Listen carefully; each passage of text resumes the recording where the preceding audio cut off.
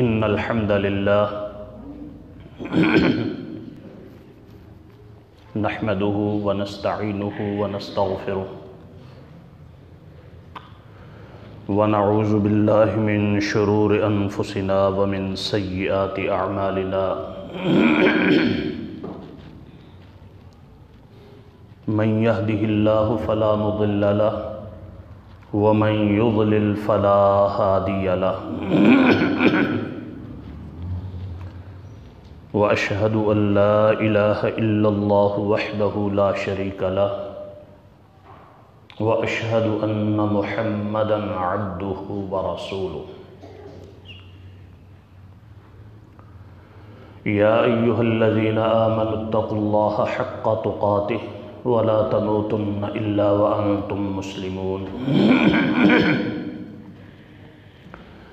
يا أيها الناس اتقوا ربكم الذي خلقكم من نفس واحدة وخلق منها زوجها وبث منهما رجالا كثيرا ونساء واتقوا الله الذي تساءلون به والأرحام إن الله كان عليكم رقيبا يا أيها الذين آمنوا اتقوا الله وقولوا قولا سديدا يصلح لكم أعمالكم ويغفر لكم ذنوبكم ومن يطع الله ورسوله فقد فاز فوزا عظيما أما بعد فأعوذ بالله السميع العليم من الشيطان الرجيم من همزه ونفخه ونفثه بسم الله الرحمن الرحيم إلا تنصروه فقد نصره الله إذ أخرجه الذين كفروا ثاني اثنين إذ هما في الغار إذ يقول لصاحبه لا تحزن إن الله معنا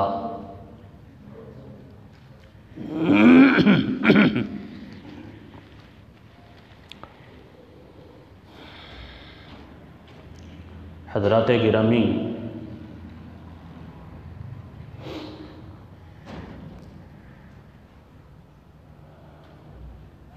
رب کائنات نے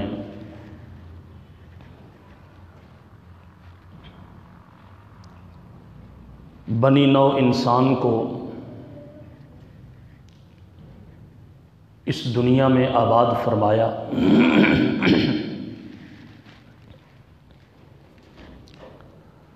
انبیاء اور رسل کا سلسلہ ان کی ہدایت کے لیے جاری اور ساری رہا، حتیٰ کہ پیغمبر آخر الزمان سید الاولین والآخرین جناب محمد الرسول اللہ صلی اللہ علیہ وسلم پہ اختتام پذیر ہوا۔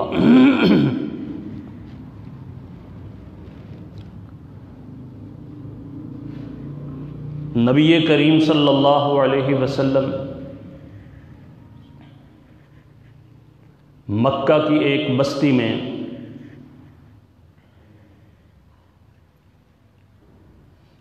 لوگوں کی رشد و ہدایت کے لیے دن رات محنت اور مشقت برداشت کرتے ہوئے اللہ کی توحید اور اسی کی عبادت کی طرف دعوت دیتے رہے۔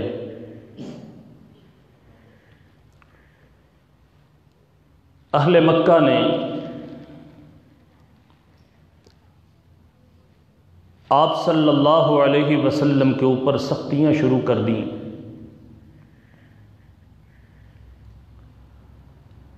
آپ کے ساتھ جو ساتھی مسلمان ہوئے ان کی زندگی کو بھی اجیرن بنانے کی کوشش کی گئی۔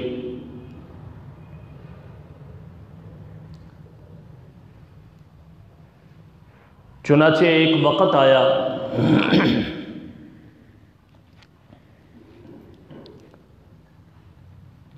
کہ آپ کے ساتھیوں کو مکہ چھوڑنے کسی دوسری بستی کا رخ کرنے کے لیے مجبور کر دیا گیا۔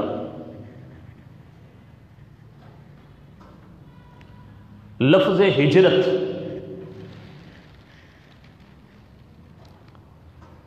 در حقیقت اس کے دو معنی ہیں۔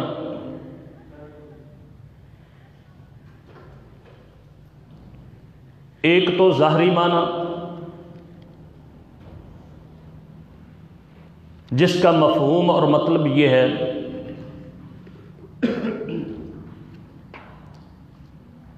کہ انسان جس علاقے میں رہائش پذیر ہوتا ہے اس علاقے کو چھوڑ کر کسی دوسرے علاقے کے اندر جا بسے۔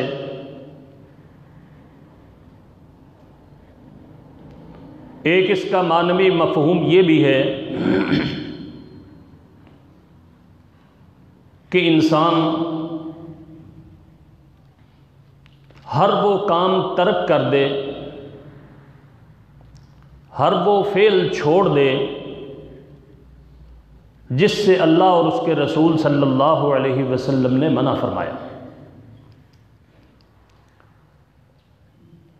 نبی مکرم علیہ الصلاۃ والسلام کا ارشاد گرامی ہے، المہاجر من ہجر ما نہی اللہ ورسولہ عنہ۔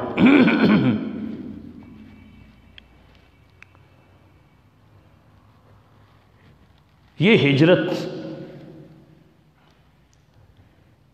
نبی کریم صلی اللہ علیہ وسلم کے صحابہ نے بجانب حبشہ کی،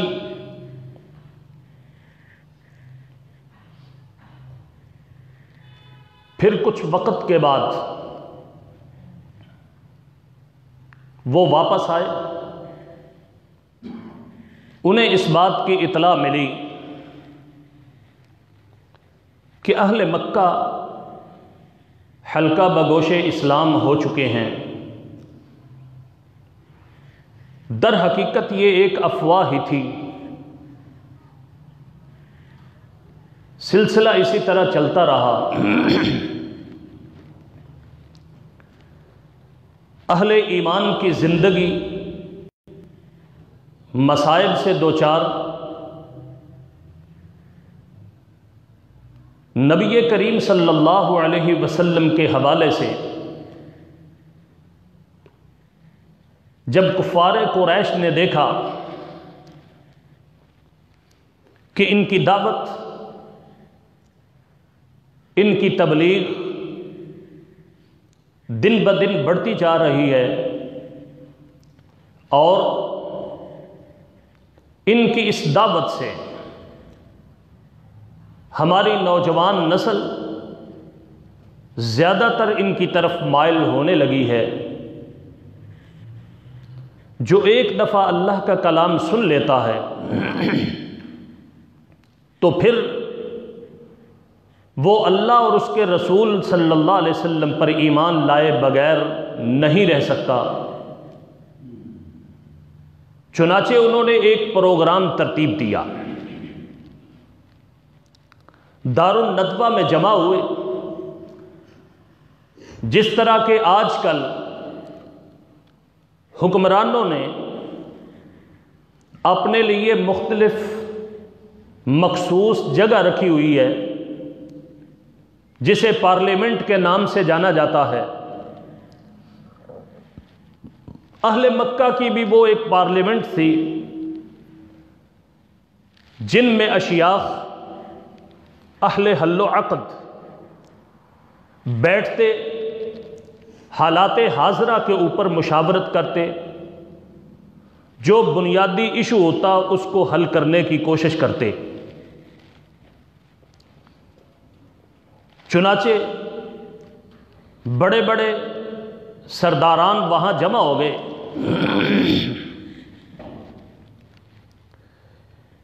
اسی اثناء میں دروازے پہ ایک بوڑھے شیخ کی شکل اختیار کر کے شیطان بھی آ گیا۔ ان کو یہ باور کرانے لگا میں نجد کا ایک بوڑھا ہوں، میں نے تمہارے متعلق یہ سنا تھا کہ آپ ایک بڑے اہم معاملہ میں مشاورت میں ہیں، تو میں نے سوچا شاید میں بھی آپ کی کچھ مدد کر سکوں۔ چنانچہ اسے بھی اجازت دے دی گئی۔ اسی دار الندوہ میں 3 آراء سامنے آئی۔ ایک تو یہ تھی کہ محمد صلی اللہ علیہ وسلم کو قید کر دیا جائے، تا حیات وہ مقید رہیں، تبلیغ کرنے سے قاصر رہیں گے، معاملہ حل ہو جائے گا۔ اس پہ یہی بزرگ کہنے لگا یہ ممکن نہیں، ان کے عزیز و اقارب ہم نوا اس کو چھڑا لے جائیں گے۔ دوسری تجویز یہ پیش آئی کہ مکہ سے خود ہی اسے نکال دیا جائے۔ اس پہ بھی یہی اعتراض کیا گیا کہ ایک وقت آئے گا اسے کھل کھلا کے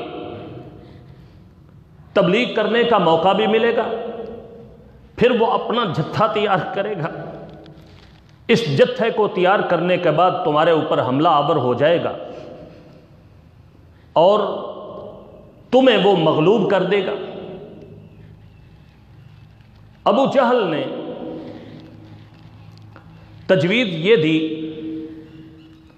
کہ قریش کے جتنے خاندان ہیں ہر خاندان میں سے ایک نوجوان اس کو منتخب کیا جائے کہ وہ کڑیل جوان مل کر کے محمد صلی اللہ علیہ وسلم کے اوپر یکبارگی حملہ کر دیں، بیک وقت سب کی تلواریں آپ کے جسم میں اتر جائیں، قصہ ختم ہو جائے گا، بنو ہاشم کا یہ خون قریش کے تمام قبائل پہ تقسیم ہو جائے گا اور یہ اکیلا خاندان تمام خاندانوں سے لڑنے پر پورا نہیں آ سکے گا، لا محالہ اسے دیت قبول کرنا پڑے گی اور وہ سارے خاندان مل کر کے اس کی دیت ادا کر دیں گے۔ اسی فیصلے کی توثیق کی گئی۔ پروگرام کے تحت ادھر تو یہ ماجرا چل رہا تھا، ادھر پیارے پیغمبر صلی اللہ علیہ وسلم کے پاس جبرائیل امین علیہ السلام تشریف لائے، اس دار الندوہ کی روداد سنائی، نبی صلی اللہ علیہ وسلم کو حکم ہوا کہ آپ بھی ہجرت کی تیاری کر لیں۔ اس سے پہلے بہت سارے ساتھی مدینہ طیبہ کی طرف ہجرت کر کے جا چکے تھے، وہاں ایک ماحول بن چکا تھا اور پیارے پیغمبر صلی اللہ علیہ وسلم کی حفاظت کا عہد و پیمان بھی پایہ تکمیل تک پہنچ چکا تھا۔ صحیح بخاری میں یہ بات موجود ہے،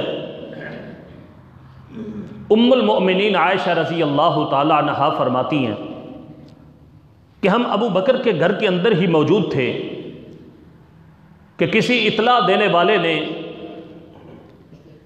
ابو بکر سے کہا ھذا رسول اللہ صلی اللہ علیہ وسلم یاتی،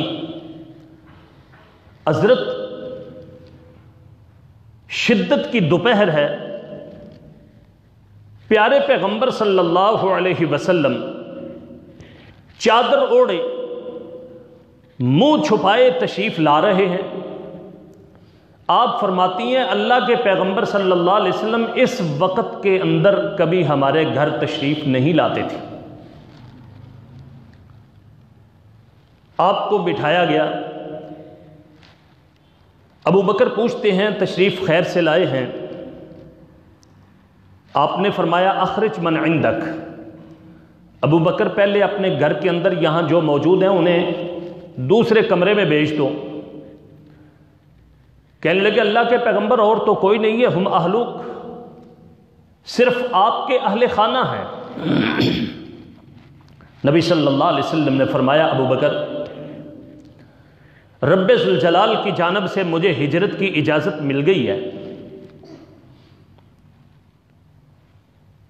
جب ابو بکر صدیق رضی اللہ تعالیٰ عنہ نے یہ سنا تو کہنے لگے اے اللہ کے پیغمبر صلی اللہ علیہ وسلم، الصحابہ، میں بھی ساتھ جانا چاہتا ہوں، میرے متعلق کیا حکم ہے؟ نبی صلی اللہ علیہ وسلم نے فرمایا ابو بکر تو بھی میرے ساتھ جائے گا؟ ابو بکر کہنے لگے اے اللہ کے پیغمبر صلی اللہ علیہ وسلم، میں نے اسی ارادے اسی مقصد کے لیے 2 اونٹنیاں تیار کر رکھی ہیں، ان میں سے ایک میں نے آپ کو دی۔ نبی صلی اللہ علیہ وسلم نے فرمایا ابو بکر ٹھیک ہے لیکن قیمت آنا۔ اس کے بعد ہجرت کے معاملات طے کر کے پروگرام مکمل ترتیب دینے کے بعد اللہ کے پیغمبر صلی اللہ علیہ وسلم اپنے گھر چلے گئے۔ رات شروع ہوئی، اب جو پروگرام ان کافروں نے ترتیب دیا تھا، اندھیرا چھاتے ہی چاروں اطراف سے آپ کی رہائش کا محاصرہ کر لیا گیا۔ نبی کریم صلی اللہ علیہ وسلم جس وقت آدھی رات ہوئی، سیدنا ابو بکر صدیق سیدنا علی بن ابی طالب رضی اللہ تعالیٰ عنہ سے فرمایا علی، آج رات تو نے میرے بستر پہ میری ہی چادر اوڑھ کے سونا ہے، اور یہ بات یاد رکھنا لن یضروک، یہ تمہیں کسی قسم کی کوئی ضرر نہیں دے سکیں گے، تجھے کوئی نقصان نہیں پہنچا سکیں گے، اس لیے بے فکر ہو کر کے تم نے میرے بستر اور میری چارپائی کے اوپر سو جانا ہے۔ نبی کریم صلی اللہ علیہ وسلم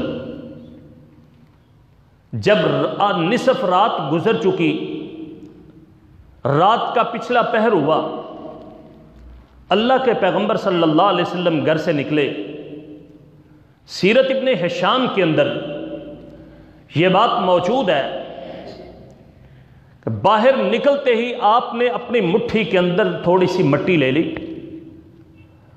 اور وہ لوگ جو چاروں اطراف کھڑے تھے اس دروازے کی جانب، نبی کریم صلی اللہ علیہ وسلم ان کے پاس سے گزرتے ہیں اور تھوڑی تھوڑی مٹی ان کے سروں کے اوپر گراتے جاتے ہیں، اور ساتھ یہ پڑھ رہے ہیں وَجَعَلْنَا مِن بَيْنِ أَيْدِيهِمْ سَدًّا وَمِن خَلْفِهِمْ سَدًّا، کہ ہم نے ان کے آگے پیچھے رکاوٹ کھڑی کر دی ہے، فَهُمْ لَا يُبْصِرُونَ، انہیں کچھ بھی دکھائی نہیں دے سکے گا۔ اللہ کے پیارے پیغمبر صلی اللہ علیہ وسلم یہاں سے نکلے، سیدھے ابو بکر کے گھر تشریف لے گئے، ابو بکر کو ساتھ لیا۔ اب ہوا اس طرح کہ ادھر اللہ کے پیغمبر صلی اللہ علیہ وسلم ابو بکر کی طرف نکلے اور راستے میں ایک شخص نے دیکھا، وہ بھی چلتے چلتے نبی صلی اللہ علیہ وسلم کے گھر کے پاس سے گزرا۔ ابھی رات ہی کا پچھلا پہر ہے، جو وہاں نوجوان موجود تھے، ان سے کہنے لگا کیا کر رہے ہو کہ ہمارا یہ پروگرام ہے اور آج ہم نعوذ باللہ محمد کا کام تمام کرنا چاہتے ہیں۔ وہ کہنے لگے خواب خبتم و خسرتم، اور تم ناکام ہو چکے ہو، وہ تو یہاں سے نکل چکے ہیں، دیکھو تمہارے سروں کے اوپر خاک پڑی ہوئی ہے، مٹی پڑی ہوئی ہے۔ اب وہ اپنے سر جو ہے نا وہ صاف کرنے لگے۔ خیر صبح کا انتظار کیا، نبی کریم صلی اللہ علیہ وسلم سیدنا ابو بکر کو ساتھ لے کر کے مکہ سے نکلے۔ آپ مدینہ کا رخ کرنے کی بجائے یمن کی جانب شروع ہو گئے، اور یہ دونوں راستے بالکل متوازی آپس میں ایک دوسرے کے مخالف ہیں۔ مثال کے طور پر اگر مدینے کا راستہ ادھر ہے تو یمن کا راستہ ادھر ہے۔ اب یمن والے راستے کی طرف نکلے، تقریباً مکے سے کچھ کلومیٹر دور بڑا ہی مشکل پتھریلا علاقہ گزار کر کے ایک پہاڑ ہے جسے جبل الثور کہا جاتا ہے، اس کے اندر چلے گئے۔ غار ثور میں سیدنا ابو بکر صدیق رضی اللہ تعالی عنہ پہلے اندر تشریف لے گئے، اس غار کے اندر صفائی کی۔ سیرت ابن ہشام کے اندر یہ بات موجود ہے کہ کچھ سوراخ وہاں موجود تھے، تھوڑا سا چادر کا ٹکڑا پھاڑا، ایک دو سوراخ اس سے بند کیا، ابھی بھی ایک دو سوراخ موجود تھے کہ ابو بکر صدیق رضی اللہ تعالیٰ عنہ بیٹھ کر کے اپنی ایڑی اس سوراخ کے اوپر رکھ دی۔ نبی صلی اللہ علیہ وسلم سے عرض کرنے لگے اندر تشریف لائیے، صفائی ہو چکی ہے۔ آپ اندر تشریف لے آئے، آپ نے آرام کیا، سو گئے۔ اچانک ابو بکر صدیق رضی اللہ تعالیٰ عنہ کے پاؤں کے اوپر کسی موذی جانور نے ڈسا۔ شدت کرب، تکلیف، لیکن پیارے پیغمبر صلی اللہ علیہ وسلم کو بیدار کرنا، آپ کو ذرا بھی ہلانا انہوں نے برداشت کر لی، نہ برداشت کیا، اپنے پاؤں کی تکلیف کو برداشت کر لیا، اس کو ہٹانے کی کوشش نہیں کی۔ اسی اثناء میں آپ کے آنسو نبی کریم صلی اللہ علیہ وسلم کے اوپر گرے، خود ہی بیدار ہوئے، فرمایا مالک یا ابا بکر، کیا معاملہ ہے، کیا مسئلہ ہے؟ آپ نے صورتحال بتائی۔ نبی صلی اللہ علیہ وسلم نے فرمایا اپنی ایڑی آگے کرو۔ آپ نے لعاب دہن اس کی ایڑی پہ لگا دیا، ٹھیک ہو گیا معاملہ۔ ادھر تو یہ 3 راتیں پیارے پیغمبر صلی اللہ علیہ وسلم نے اسی غار ثور کے اندر گزاری۔ ادھر صبح ہوئی، ابو جہل، امیہ، دیگر ساتھیوں نے جب دیکھا کہ ہم خائب و خاسر ناکام لوٹ رہے ہیں، علی کو بیدار کیا، اس سے پوچھ گچھ کی، زد و کوب کیا، لیکن کامیاب نہ ہو سکے۔ ابو جہل فوراً سیدنا ابو بکر صدیق رضی اللہ تعالیٰ عنہ کے گھر پہنچا، دروازے پہ دستک دی۔ اسماء بنت ابی بکر باہر آئی،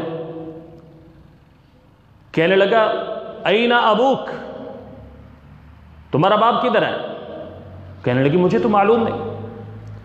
اس ظالم نے ہاتھ اٹھایا اور اس کے چہرے کے اوپر تھپڑ دے دیا، کان کی بالی ٹوٹ کر کے وہ نیچے گر گئی۔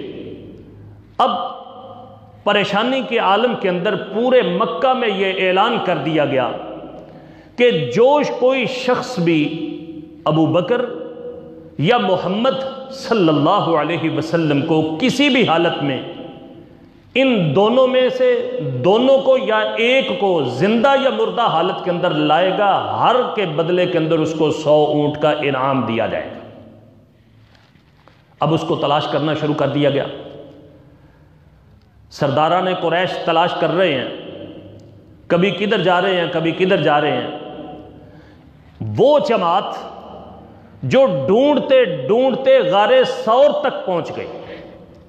ابو بکر صدیق رضی اللہ تعالیٰ عنہ بیٹھے ہیں، اچانک اپنا سر اٹھایا، کیا دیکھتے ہیں کہ قریش کے لوگ جو تلاش کرتے کرتے یہاں تک آ پہنچے ہیں۔ اسی حالت کے اندر آپ پریشان ہو گئے۔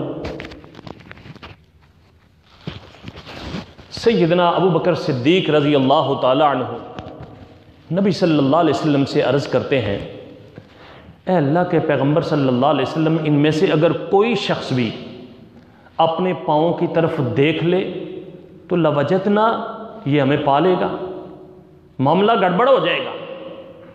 جب یہ بات کی تو اللہ کے پیغمبر صلی اللہ علیہ وسلم نے فرمایا، یا ابا بکر ما ظنک باثنین اللہ ثالثہما، تیرا ان دونوں کے متعلق کیا خیال ہے کہ جن کا تیسرا نگہبان اللہ رب ذوالجلال ہے؟ تم کسی قسم کی کوئی فکر نہ کرو۔ یہی بات اللہ رب العزت نے قرآن مجید میں نقل فرمائی، لا تحزن ان اللہ معنا۔ ابو بکر، تمہیں کسی قسم کے کوئی حزن و ملال میں آنے کی، پریشان ہونے کی ضرورت نہیں، یقیناً اللہ رب العزت ہمارے ساتھ ہیں۔ اللہ رب العزت نے اپنے پیارے پیغمبر اور ابو بکر کی اس مقام پر حفاظت کی۔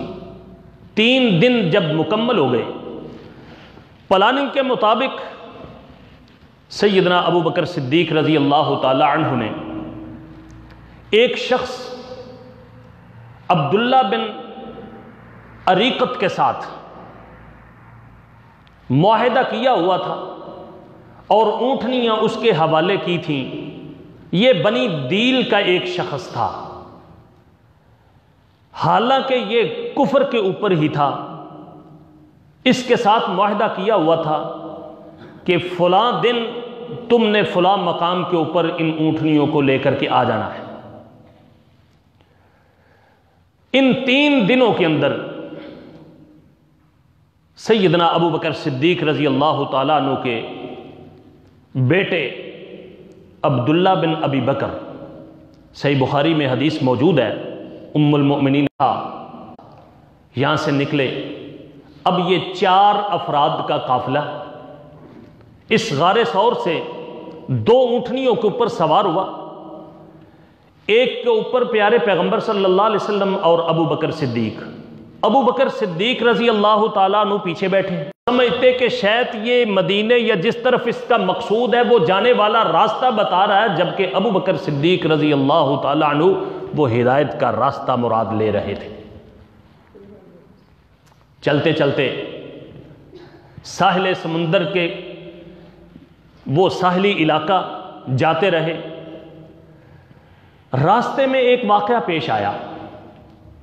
وہ واقعہ یہ، سراقہ بن مالک بن جعشم، یہ بنی مدلج کا ایک آدمی ہے، وہی ان کی رہائشیں، اہل مکہ ان کے پاس پہنچے، ان سے بھی وہی صورتحال بیان کی کہ محمد اور اس کے ساتھی، ان میں سے کوئی شخص بھی زندہ یا مردہ حالت کے اندر مل جائے تو 100 اونٹ کا انعام ملے گا، تلاش کرو، گرفتار کرو۔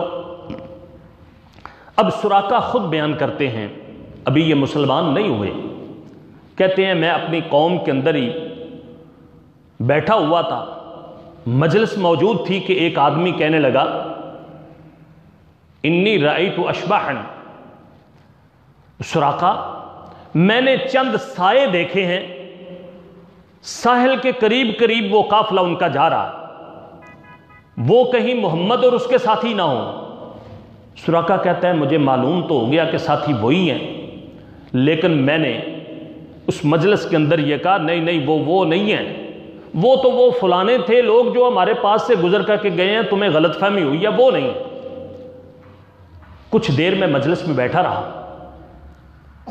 جب وہ معاملہ ذہنوں سے محو ہو گیا، میں نے لونڈی کو بلایا، ایک طرف لے جا کر کے میں نے اسے کہا میرا گھوڑا تیار کرو، نیزہ اور اسلحہ لاؤ اور یہ ٹیلے کے پیچھے کھڑی ہو جانا۔ کہتے ہیں میں اندر گیا، تیاری کی، نیزہ پکڑا، اس کا نیزہ وہ اوپر کی طرف کرنے کی بجائے میں نے نیچے رخ کیا کہ کہیں چمک کسی کو نظر نہ آ جائے اور میرا نکلنا بھی یہاں سے کسی کو خبر نہ ملے۔ ذہن کے اندر یہ لالچ تھی کہ 100 اونٹ آج میں ہی حاصل کروں، اور ساتھ اس نے تیر اور ترکش، یہ کہ میں کسی قسم کا کوئی نقصان ان کو نہیں پہنچا سکتا۔ نبی صلی اللہ علیہ وسلم سے اس نے درخواست کی، آواز دی کہ میں کوئی آپ کو نقصان نہیں پہنچاؤں گا، آپ رک جائیے۔ پیارے پیغمبر صلی اللہ علیہ وسلم نے قافلہ روک دیا۔